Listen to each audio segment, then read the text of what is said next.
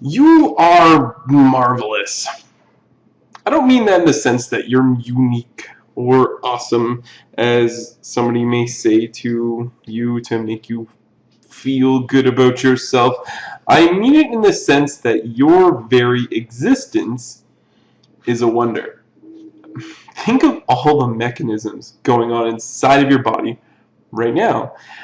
Your brain is sending signals all over your body that's causing your heart to beat. It's causing you to produce enzymes in your stomach that breaks things down. Your lungs inhale and exhale with you seemingly not even aware of it. It just kind of happens. You don't have to consciously think, oh, I'm going to breathe right now. Or perhaps something shocking happens and hormones start racing all around your body, increasing your heart rate and making your hands all sweaty and your pupils dilate and all those things happen. How does your body know to do any of that? For that matter, how does your body know to be a body? How were you constructed? Where did you come from?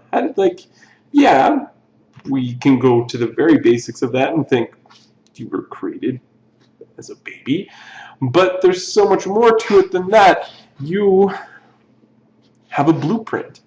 You were constructed based on a set of instructions. That set of instructions is inside of every single cell inside of your body. Remember, you've got billions of cells. Your skin cells, blood cells, bone cells, muscle cells, nerve cells, all of them. Every single one of them has your entire set of instructions. That's cool. The code that those instructions are written in is the code of life. So far, we've found that every single organism on this planet has the exact same code. DNA. More terribly put, it's called deoxyribonucleic acid. DNA is considered the language of life. Like I said, every single species that we know of, every organism on the planet, every single one of them has DNA as its blueprint. We've yet to find something else, some other life form that doesn't rely on DNA for its instructions. We've only known about DNA for a relatively short time. It was only discovered in 1869, about 150 years ago, but it wasn't actually found to be the blueprint of life until 1943. So not even a century ago did we discover it. It's so small. DNA is very, very tiny. Like I said, your entire set of instructions is inside of every single cell in your body. So imagine, this must be a pretty small little molecule. In fact, the width of a DNA molecule is only 2.6 nanometers. How big is that, you ask? Well, you're familiar with a meter stick. 1 meter long. Each meter stick is divided into 1,000 smaller sections. We call those millimeters. If you were to take one of those millimeters and you were to divide that into 1,000 smaller bits, you would then have what's called a micrometer. So 1/1,000,000th of a meter. If you were to take one of those and split that into 1,000 tiny little sections, then you would have a nanometer. So a meter split into 1,000, one of those is a millimeter. Take one of those, split into 1,000 bits, and then you've got this tiny thing called a micrometer, and then you take that and divide it by 1,000. That's how you get a nanometer. That's how small this molecule is. It is very tiny. So it's no wonder that it's taken us so long to unlock this molecule's secrets.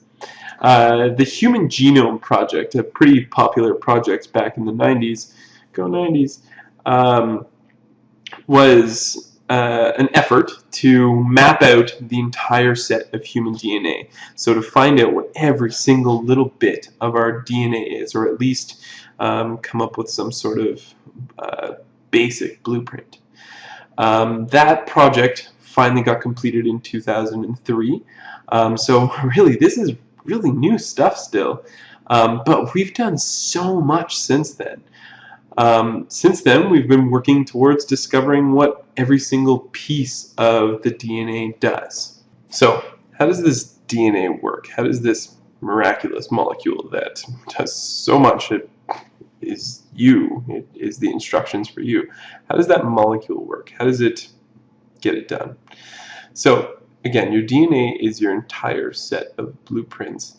But imagine how inefficient it would be if your DNA had to be read off in just one big piece.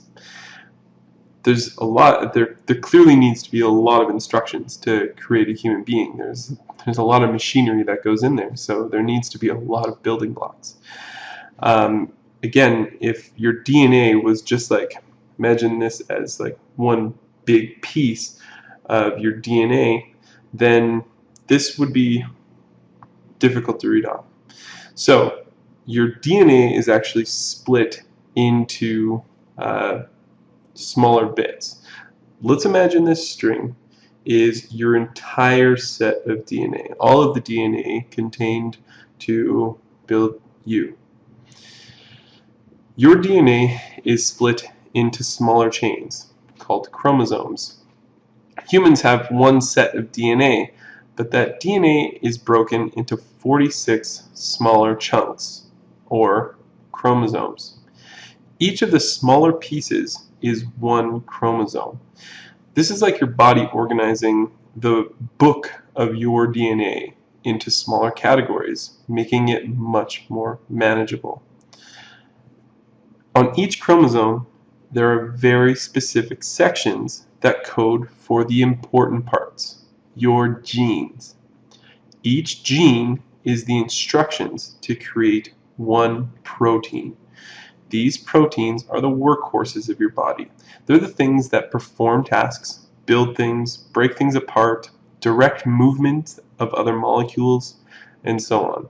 The proteins, which are built from the instructions found on your DNA, build you. So, in summary, the key learning that you need to know from this lesson is that your DNA, the chromosomes, and your genes are all connected with each other. Your DNA is the whole set of instructions, all of it. Your chromosomes is that DNA broken into smaller bits. It's still the whole set of instructions, just in smaller, more manageable pieces, like categorizing books. Instead of having it all in one big book, you've got it in smaller sections that are more manageable. Your genes are certain sections on each chromosome. Each chromosome contains different genes. Each of them codes for exactly one protein. That protein will do something in your body. It may be the protein to break down sugars, a protein enzyme called amylase. It may be to produce a hormone, for example, adrenaline. Each protein does something in your body. Each protein comes from one gene. Your genes are found on your chromosomes, which all of your chromosomes together make up your entire set of DNA. Alright folks, that's all for this video. Thanks so much for listening in, and I will see you next time.